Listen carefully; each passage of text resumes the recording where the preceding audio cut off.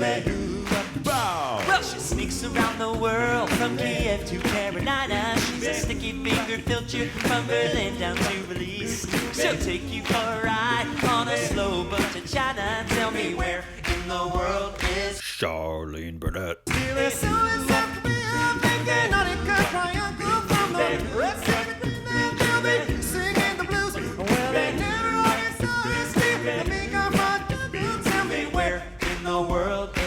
Charlene Burnett.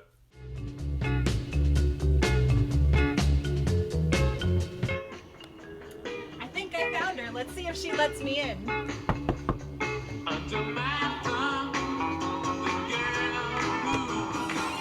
Oh, you just... Constance, what's up, girl? I found ya. Just in time for happy hour. Come on in. All right. So, Char, tell me a little bit about how you started out at the city, your history there, and how you got to where you're at now. You mean right here in San Diego? How did I get to San Diego? That's true. So, you know, it's, so here's the Reader's Digest version. I met my sweetie in San Diego. We moved to Bremerton in 1979 because I just, you know, San Diego wasn't cutting it for me. Everybody was like me from Chicago, New York, Boston. So I said to Mark one day, I got to get out of here. I got to get out of Southern California. I need to work in my field. And he said, let's go to Washington. I'm like, I've never been good in geography, but that's not as far as Alaska, is it? I don't want to be cold. So, but we moved here 1978. Wow. Yeah. Walked into the now YMCA pool, used to be our city Jarstead Aquatic Center, and I had an aquatics background, teaching swimming, lifeguarding, started working there. And then they saw that I had a degree and they said, wow, you've got a lot of capability, maybe you want to do more. So they hired me full-time in 1980. That was only yesterday. It was only yesterday. And what did you start out doing when you took that full-time position? Program. I worked, so when I first started, it was part-time swimming pool and then part-time in the parks office. And I would plan special events, day camp, concerts in the summer. Sure, the fun stuff. All this fun stuff. And really that opened me up to this whole community of Bremerton. And I met so many fabulous families and people, and you know, you teach their kids to swim, and then you're in the restaurant, and you hear this little voice go, teacher.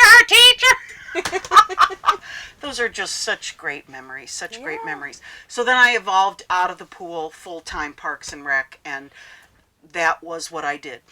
Kids events, special events, concerts, classes. How do you not have fun making fun all day? I was going to say, this sounds like the Char I know. So much fun. You just plan fun all day. And we had such a great team. And, you know, you just have fun at work. You work hard, you play hard. Sure. That's always what it's been for me. It's a really large departure to go from parks and rec, doing all these kids events, and now public access manager of BKAT. How did that transition happen? Yeah. Well, I would have never left parks. I love it. It's my passion. It was my background. But the mayor, then Mayor Lynn Horton, opened a position in the mayor's office, Municipal Services Coordinator. And that was kind of a broad term, but what she envisioned was special events on a city level and annexation. And so I told her I wanted that job. She said, I hope you apply. And I got that job. And right out of the box, I did our city centennial in 2001.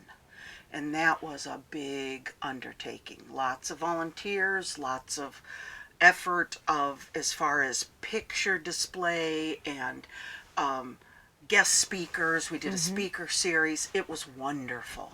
But then Lynn Horton lost the election in the primary. And we knew we were going to have a new boss, and that's when Bose came in. Mayor Kerry Bozeman. And at first I thought I was going to work right with him in the mayor's office, and the next thing, one day he said one thing, and the next day he said, King's X, you need to either go back to parks, or how would you like to go to the TV channel? And I said, well, wait a minute, you just threw me a big curveball, so let me think about that. And then, so I thought about it overnight, and I'd close the door at Parks. I was done there. So I said, hey, I'll go to the public access channel. Because I'd had experience being on camera, talking on Inside Bremerton about, hey, Parks and Rec, we got stuff going on. Sign up for swimming, sign up for a slow pitch team, come and do some pottery. You know, I was promoting. So I was used to being on camera, but running the channel? Sure. Not. But Constance, my constant, always my mantra is surround yourself with good people. And that's what I did. We needed to do a little house cleaning at BKAT. There were things and people that needed to move on, and we made those changes. And the best thing I did was hire John Raub. Best thing I ever did. And because he knows the industry, he knows the technology, and so him and I paraded forward. Wow, what a big change! I'm just Really? thinking about going Yeah. personally from that. All of a sudden, now I'm in Right. charge of a public access television station. What do you think? And we're what the heck really... is a cable act, and what do you mean by public access? Yeah. What does that mean? Absolutely. What do you think were the skills that carried you forward into being successful in this position? Connection to community. People know me. When I made the transition, people were like, wow, you're going to do what? And I'm like, oh yeah, but it's going to be fun. You know, it's still, we're going to make fun. We're going to create things. We're going to bring it out in the community. And yeah. And you've So sure I done think it. it was, you know, my connection to the community and the people that I'd gotten to know, especially at Parks and Recreation. And then, of course, working downtown in the mayor's office and hanging out with Chamber of Commerce folks and business folks. And And tell me a little bit about that. I mean, really, you have brought the whole community to BKAT. That's like a revolving door. Everybody knows you. Everybody wants to come in and work with the station, which is a phenomenal, really, legacy that you're leaving behind, that everyone thinks of that as such a community place. Tell me more about those connections that you made with the community. How did that happen? you know, mostly it was being in a position that is out. You know, in Parks and Recreation, you make friends with kids that are coming into the program, but it's their parents that are bringing them there. Sure. So as you talk to them and you help them be assured that, you know, your kid might be 6 years old and you're putting them in an all-day day camp, be assured that these people are trained. We know how to take care of children. We know first aid. So it's establishing relationships, really. And then people just, once they know you in this community, they know you. They do. Yeah. And I feel like that happens literally everywhere we go. There's Char hugging somebody, saying hi to somebody. Sure enough, that community is right around you. Well, you know, it's, yeah, it's, that's how I've always been. I'm not afraid to show affection and appreciate people and love people. And yeah, that's, you know, you give what you get. It's so true. You get, you know, you get what you give. Maybe that's how it is. It's better said that way. You get what you give. Not you give what you get. No. Well, it works both ways, but mostly it's you get what you give. Sure. And if you give positive, you're going to get positive. And also surround yourself with good people. One of my bosses at Parks and Rec told me that was my biggest strength. I know how to surround myself with good people. And I'm like, well, that's very nice. Yeah, I think that's probably pretty true. Were there specific people who stood out to you in your professional career, or maybe even personally, that acted as mentors or leaders to you that you learned to emulate or really learned big lessons from? When I first started at Parks and Recreation, a group of people approached me to do, number one, to go to Seattle and look at the International Children's Festival that the Seattle Center puts on. And is there any way we can emulate that in Bremerton? So I met a woman named Laura Boyle. She worked at the Kitsap Regional Library, and a fellow named Bill Harvey who worked at the Olympic College. Now these are both now, you know, I'm 60 something, so they're older than me, so they're way retired now. But in my early years of working for the city, those two people were, I used to tell Laura in meetings, Laura, I want to be just like you. I want to be like you. And then Bill Harvey was, he's funny. He's a joker. He taught theater arts. He taught me how to speak and be large and project, and when you're speaking in public. And Yeah. so I would think it's those two people that weren't working directly with me at Parks and Rec, but then I've got people at Parks and Rec that formed me, really, really formed me. I think that's such a beautiful thing. You've really taken all that they put into you, and you've made a beautiful empire around you. So, really, what happens now? You've put in this beautiful career with the city of Bremerton and with BKAT specifically, and now we're closing a chapter with you. And I couldn't be happier. When you make the decision to retire, and for Mark and I, it was all about running the numbers, and we realized we can live on that. We can live on that. And then when the state retirement system told me, if you are 62 and have 30 years, you don't get a penalty for early retirement, I did the happy dance. And so we knew 2 years ago that by 62 we were going to be done. Now Mark's a little older than me and has retired already from federal service, and he's just been doing part-time jobs. Great 2 to 3 years I think he's been at Meals on Wheels, loves it. But we've decided when I'm done, we're both done, and then it's our time. And you found me in San Diego. I don't know how you found me here, but here we are hanging out. This is really where it all began for Mark and I. We met at a San Diego Padre game, and so it's back. Mark is native San Diegan, born and raised, so that's why we decided to start our wandering adventure here. What a wonderful way to bring life full circle. It's crazy. It is crazy. It's crazy. And I never regret leaving San Diego because, it is a beautiful spot, but there are a lot of people here. And in 1978, Proposition 13 happened, which cut property taxes. And I had a nice little part-time job with the city of San Diego, and my boss said, "You used to work for the Y, right?" And I'm like, "Well, yeah, I did." And he goes, "Well, you better see if they got a job for you, because in December you're going to be gone." Because Prop 13 came in, cut property taxes, which cut human services to the bone. Wow, so interesting. So I knew Mark and I could never afford to buy a home there. And I thought, I can't buy a house here. And I think this guy might be my husband. And I'm not raising any kids down here either. So we got to go. Absolutely. And the best thing we did was move to Bremerton. I just can't believe how everything just blossomed for us. Yeah, it was really wonderful. So tell me more about this wandering that you'll be doing. So the goal is to visit family and friends and renew connections, visit family. Mark has family in Georgia that I've never met. He hasn't seen in probably 25 years. So we're going to connect with them, but it's really, we're wandering. From here, from California, we're going to Arizona. I picture myself spending the month of March there. My mom's she hangs there watching Cubs spring training. I want to do a lot of baseball and check baseball out and do spring training and just hang in Arizona. But then we look at the map of New Mexico. We've got a cousin there, and then we're going to go into Texas. And Mark went to boot camp in San Antonio in the Air Force, so he needs to go there. Well, we might as well check out Austin. That's a cool town. It's really wandering. I want to see Padre Island. I want to see Corpus Christi. I want to see Nolens, New Orleans, Nolens. I want to see the Gulf Coast of Alabama and Mississippi. I've been to Florida. We're gonna check out the Panhandle, and then we're gonna go to Georgia, and it's wander. It's really just gonna be wander.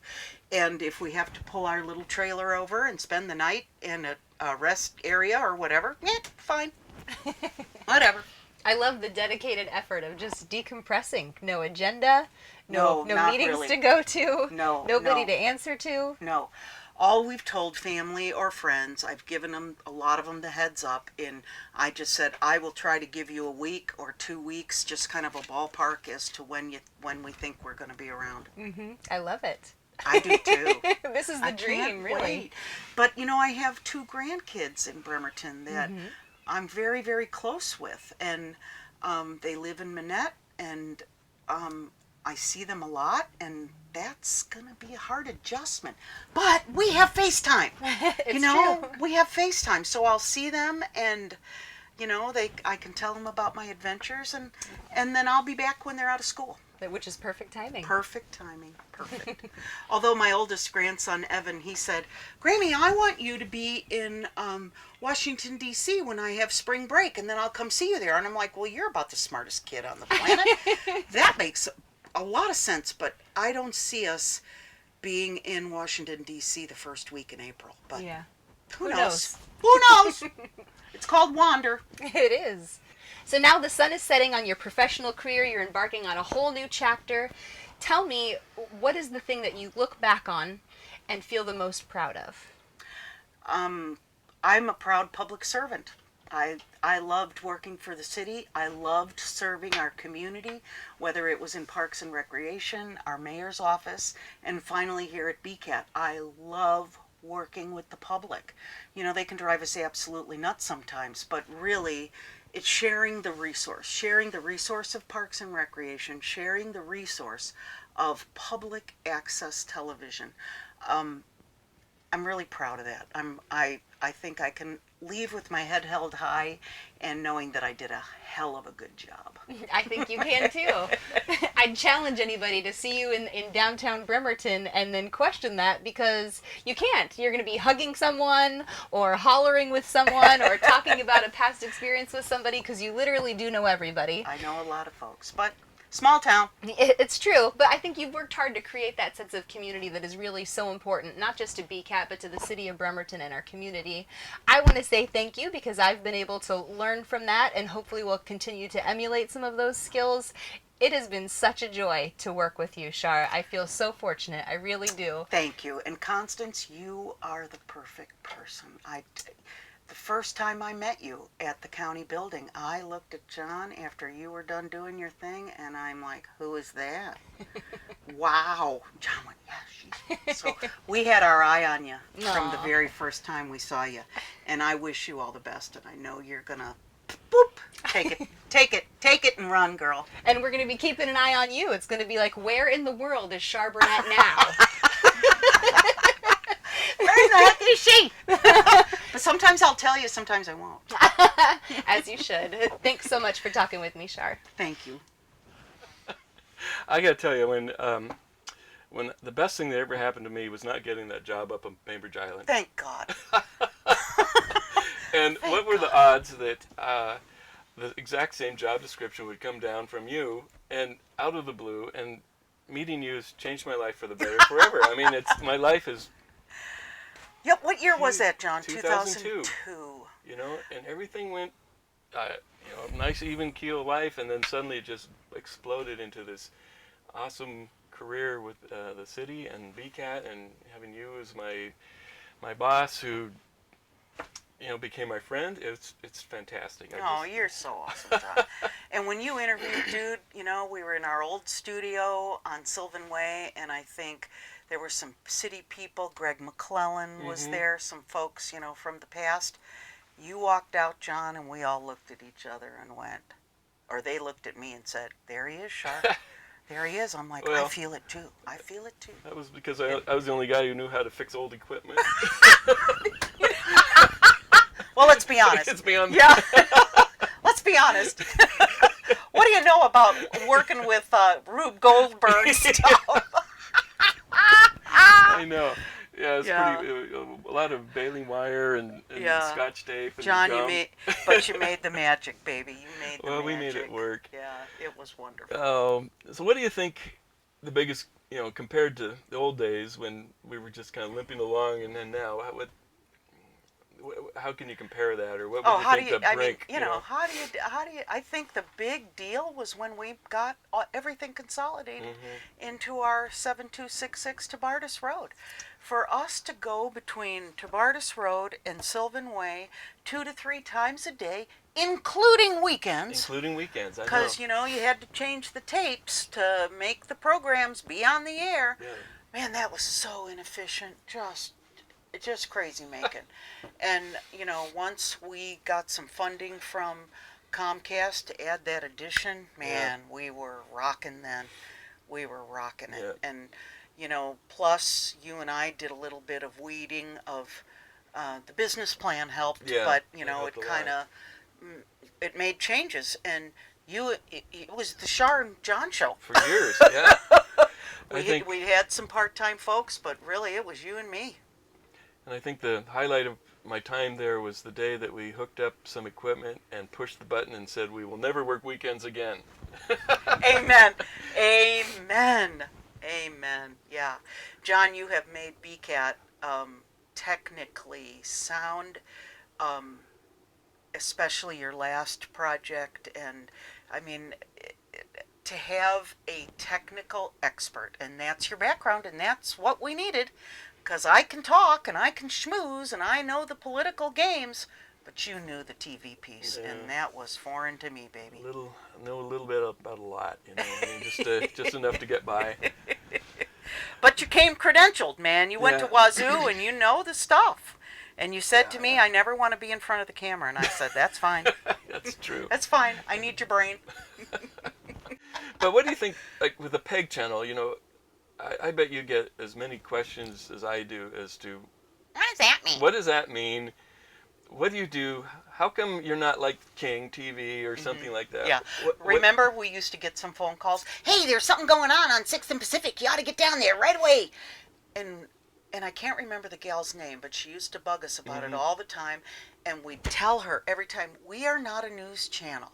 Call the Kitsap Sun, call Como, call Cairo, but we're not a news channel. Right. We want to talk about happy stuff. We want to talk about good things going on in our community. So really what a PEG channel is public education and government. Some municipalities only want to do government. And John, you and I have been to many conferences where people go, oh my God, you work with the public? And we go, yeah, you know, it's crazy making, but you know, it's what Bremerton and Kitsap chose for their channel, access channel. They chose to be public education and government. And that's exactly what it means. So the public may use the channel to put on any kind of program they want. Education has the option. Bremerton High School had a presence. Olympic College is going to come on board. Keep your eye open for that. And then our government work, which is our bread and butter. Yeah. It's our bread and butter. Because my children's college fund, thank you. Thank you. Thank you, Kitsap County. That's it. You know, the other things we do, but the government is, you know, we're government employees. We do the government work and bring it to the people, because citizens want transparency in their government, and they want to know, they want to be at the meetings sitting in their living room. That's what they want. So you've built this dynasty, this empire, this public education government empire, and you're walking away from it. But if you were to stay here, what would you see the next thing happening? You know, just more programming, a lot more programming. And that's where the public can come in. You know, we need to really educate the public on what the possibilities are. Let us help you. And then what platforms are we going on to, John? You know, cable TV is always going to be in our lives. I think it's going to always exist. But we all know that the millennials and even younger, they don't own TVs. They don't watch TV. They want to see it on iPad. They want to see it on their phone. So we have a presence there. How can we get on demand on the Comcast? I mean, we have a presence, but how do we get in the palm of somebody's hand? Yeah. And how do you think John Q. Public can use BKAT to get into the palm of somebody's hand? by making their own little videos. I talked to a fella yesterday who has 2 little boys. They're 7 and 9, and they have 2 bros videos, and they're doing it on YouTube. And I said to this fellow, we need to get that on BKAT, 2 bros videos, and then they're all through the county. And they can tell their friends, hey, I'm going to be on TV Friday night at 8. Turn me on, or, whatever. That, we just have to tell people. If you're creating videos on your iPad or your phone, if you're doing things that are Bremerton-Kitsap County sensitive, we want them. We want them. Well, we're going to miss you. I'm going to miss you terribly. But like you said, there's FaceTime and all sorts of other ways to stay in touch. So. What I tell people is, if we're friends, we'll always be friends. Yeah. And it takes a little give and take, and I'll give what you give. And if you don't give me anything, I'm not giving you anything. And that's not going to happen with you and I, because I'll come find you. John, you're like a brother to me. I know, we have shared things that sisters and brothers share. And we've talked through things. We've been through crap. Yep. Real bad crap, and we both come out okay. I've said things to you that I couldn't even tell my brother. I mean, he's over in Chicago, and I don't want to talk to him about it anyway. So, I've appreciated, and what I appreciate about you most, John, is this. You are even Steven. Because I'm like, ah! I know. Yeah. And you are the voice of reason. You are the calm, and it's been such a great balance for me. It's really been a great balance. Well, I'm going to cherish miss it. It's going to be awfully quiet around here. Not in this trailer. No. This trailer's loud and obnoxious. And like I said to one of our advisory committee members, Peg Tillery, when she said, we got to go camping, and I'm like, I'm only camping with you if you have some drinks. Because that's what it's all about, I hear, in the camping world, is I just start out on this. You get your camper set up, you get your stuff all set up, and then you got to walk around and have your beer in your hand or your margarita and just start making friends. Yep. Talk to other people that have been on the road and get ideas and where should I go, where should I see. I want to see things I've not seen. Yeah. I've seen lots of national parks, but I haven't seen the coast of Texas. I haven't seen the Mississippi, Alabama Gulf Coast. I haven't seen a lot of the Eastern Seaboard, a lot. I have not. So I want to see things I haven't seen. Mm-hmm. But I'll be back, baby. I know. I'll be back. Well, like you said, if you're not, we'll find you. I will find you. I will track you down. Come on down. Fly down and find me. I'm not that far behind you on the old hitting the road There you trail. go. There you go. It's been a pleasure, an absolute pleasure. I leave with a happy heart and many, many, many good friends, and a joy that I have been a awesome public servant. Fantastic. So, dude, we're here in San Diego. We've got, 5 more months to wander. Where do you want to go, baby? Well, first of all, I was glad to be back in my hometown. Born and raised there. Mm-hmm. What else happened there? Whatever else What happened else there. happened in San Diego? Anything else important in your life? I met my wife. My future wife. That's correct. At a Padres game. That's right. So when we leave San Diego, hanging here for a couple of weeks, where do you want to go next? Definitely, we'll be going east. Want to head over to Arizona, obviously, and get in the desert. Mm-hmm. And from there, New Mexico, Texas, just the whole. I'm so proud. The whole Sun Belt. I'm so proud of you. How about what do you see? What do you see happening in Georgia? Georgia, I have cousins that live up in the hills, hillbillies. Yeah, okay. Well, not all of them, but most of them. There's a lot of cousins. I don't know the names of them. Yeah, they're like Jimmy John and Billy Bob. They're barefooted, got the overalls on. Right. Like Deliverance. Yeah. I don't think I want to go there. Well, can you, maybe you could leave me in, Savannah or Charleston or something. Yeah. Yeah. Okay, cool. What else on the East Coast do you think you'd like to see? Washington, D.C. Awesome. Want to see the monuments. By then, we'll be really good at pulling this trailer. We'll be cruising right down Pennsylvania Avenue with this baby. I don't know. Might be some security concerns. Ooh. Cool. How about like big cities like Boston and Philadelphia? Yeah, could do that, especially New York. Never been to New York City. So, Mark, when I say Nova Scotia, ooh, look, he freaks out. That's a little tricky. I don't speak Canadian. If I'm in Mexico, I can kind of wing it, but up in Canada, I know no Canadian at all. I'd be hard ordering stuff. Well, I bet we could find a book on Amazon that'll give us just the basic Canadian words. That's like right. Yep. Cool. We could do that. Niagara Falls. Niagara Falls. I'm not going over it in a barrel or nothing, like the stunt people. No, do. but I understand they've got like a boat thing that you can Yeah. wear rain things and you can be like right under the That thing. I can do. Baby, I look forward to traveling with you. Well, Because you know what? Number one, we really get along really great when we vacation. But yeah. what do you think about living together in this thing for 6 months? Well, might be a problem. You've heard of cabin fever. We might have trailer fever. Yeah, but hopefully the weather will be nice. We'll be out front under the awning and just come in here to cook Go to something sleep, up or get another beer. or hit the rack. or Get another beer for sure. Or use the restroom. There Yeah. you go. Mark, I look so forward to this adventure. You and I have planned this and talked about it for I know I have, and I finally A sold long you. time. Yeah, I sold you on You it. dragged me aboard. I did. I have no choice.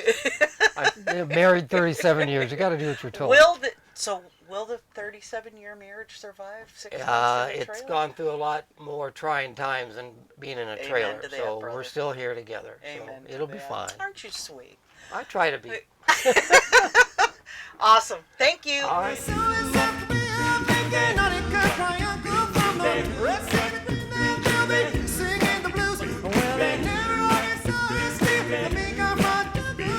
Where in the world is Charlene Burnett.